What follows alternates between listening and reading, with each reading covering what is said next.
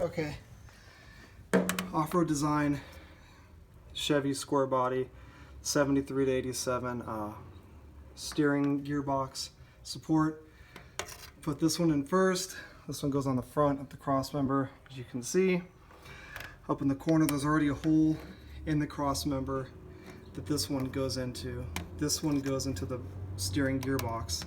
So I took those out first, put this one in somewhat tight, not too tight, just to hold the gearbox in place. As I took the two out, they were behind it. Then over here, to get the big brace in, I already had a pre-existing hole right here, but it was just slightly off. So I took, I think, a 3/4 inch drill bit and just made it bigger. And I went and got some washers just because that hole was a little bit bigger than I was comfortable with, not having a washer in front of that bolt.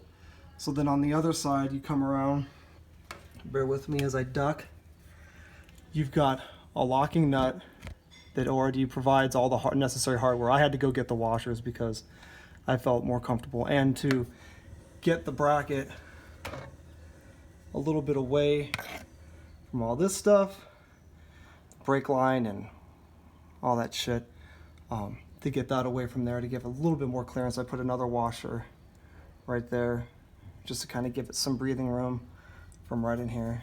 You can kind of see, look at my light, I want to get a little bit of daylight up in there just so it's not resting right on there. And then coming over to here, you pull these two bolts out and the two little spacers that come with it, that are already on there from GM. I pulled those out, got a little wire brush and cleaned up that mating surface, and then quick little squirt of brake clean in there, and then started the bolts relatively loose up here to hold it in place while I put this on there.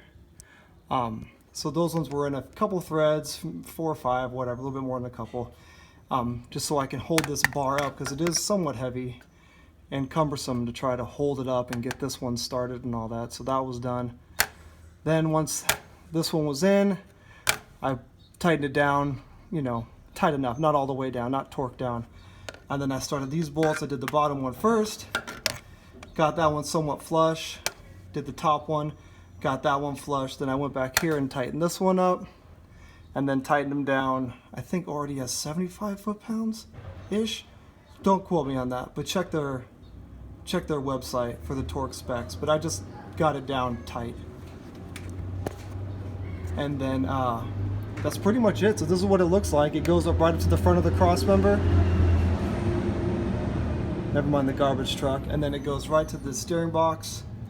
And then it should add some support for the flex that can occur when you've got either stock wheels or, you know, bigger wheels like I've got in the lift. It'll give it a little bit more support. I put a little bit of anti-seize. I put, you know, anti-seize on everything. It's a habit that I picked up from my dad. So anyway, that's what it looks like. Right there in the front. Support right there. I'm going to give it a drive. I didn't put my little green marker stuff down until I give it a drive to kind of let it, you know, settle, quote unquote. And then I'll come back and give it a quick tighten down. So that's the off-road design. It took, I don't know, if I had all the washers and stuff, I think it took about 30 minutes, maybe less. The longest part was just drilling the hole. Everything else already lines up. So anyway, off-road design again, coming through. Thank you.